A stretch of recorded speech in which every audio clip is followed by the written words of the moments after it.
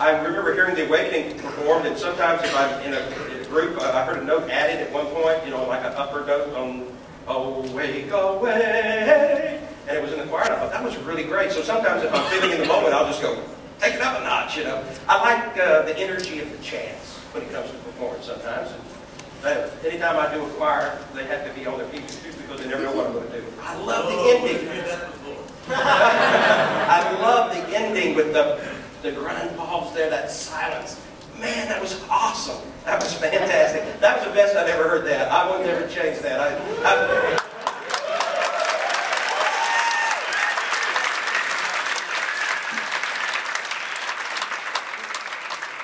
know what's fantastic about that? It's not in the score. It's an interpretation. It's the moment. And I suspect you won't know tomorrow until the reverb and your incredible director is going to listen to that. The maestro is going to listen to that. He's going to be responding to the sound in the room. That's why you have to completely give 150% at all times, or you might miss that spiritual moment there. That room, that's the hall singing back to you.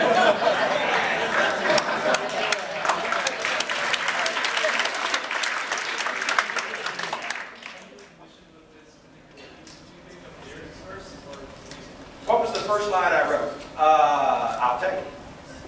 It was, "And no choir sang to change the world." I wrote the piece from the middle out. There was something about this, and that thought just came, no choir sing. Because in Texas, when they commissioned it, the whole organization was about keeping music alive and vital in the lives of the schools and churches and community choirs and things like that. And it was at a time where there was a little bit of a dip in the interest in it. Well, is music really all that important? Are the arts needful and necessary? It's not part of the main curriculum, you know. Is this is a luxury or is it a necessity? And I wanted to say, but no choir sang to change the world. One of the best letters I ever got was from a choir who went to a school district meeting who was getting ready to cut funding for a choir, and they sang the Awakening and they reversed their vote. Yes! You see?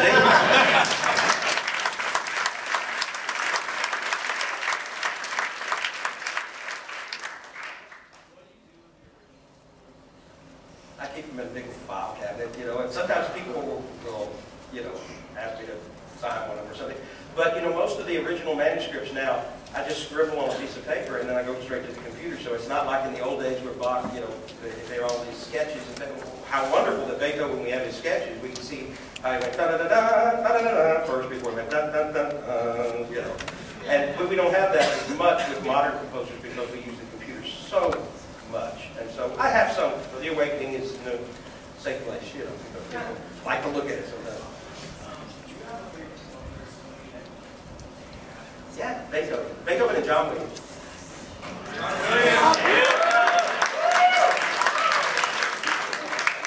And all of my music, I figured it out about myself. I keep wondering, you know, what is it I really like in my own music?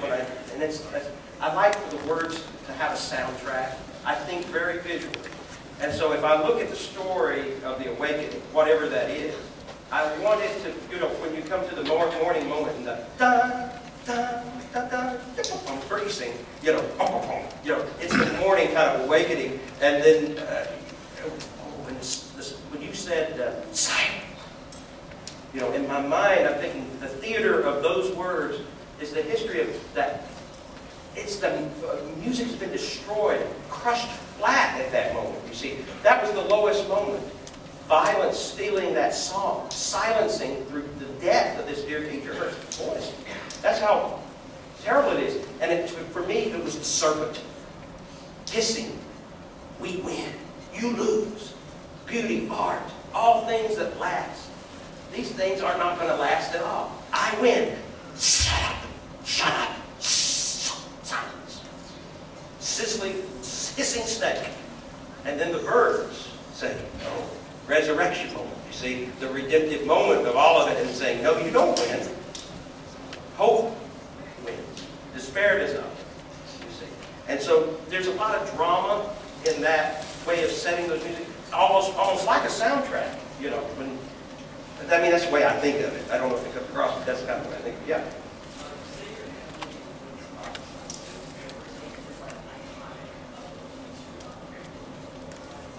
Well, you know, I heard him, I study a little bit, and he talks about leaping lines when he wants to be expressive, the intervals get wider, And you'll notice that in the awakening, it starts out very monotone, right?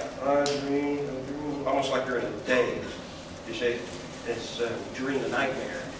And so that's very, all those little tone painting, word painting.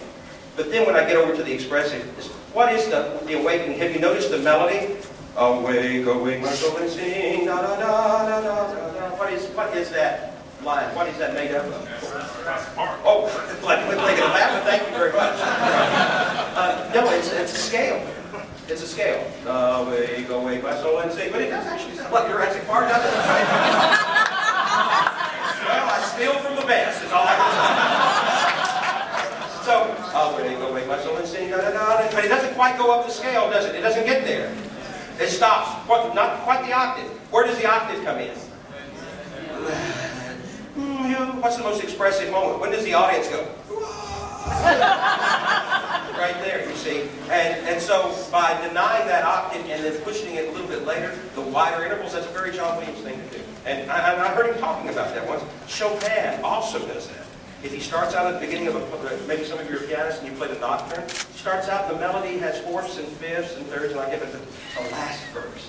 After the struggle, the development and all that, then the intervals get wide and expressive. And so it's kind of a rhetoric that's been passed down to composers. I didn't invent it, I just inherited it. That's going back to what we're at, Mark. Yeah. In terms of like originality or variety, you've written 2,000 songs. Right. Do you ever get halfway through one and realize, crap, I already wrote like the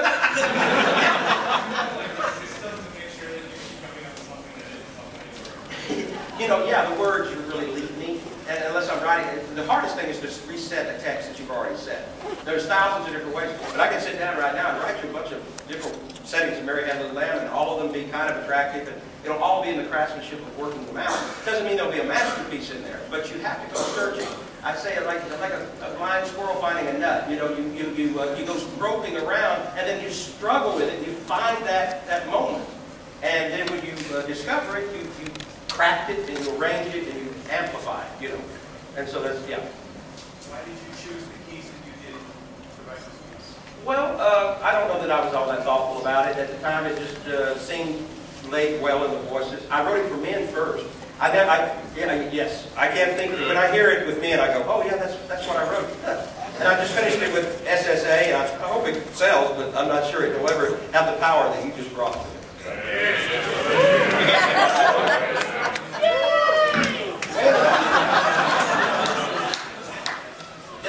Finale or Sibelius? I use Finale. Yeah, you know, when it first came out, I got it. Yeah. One last. Here, I have that right here.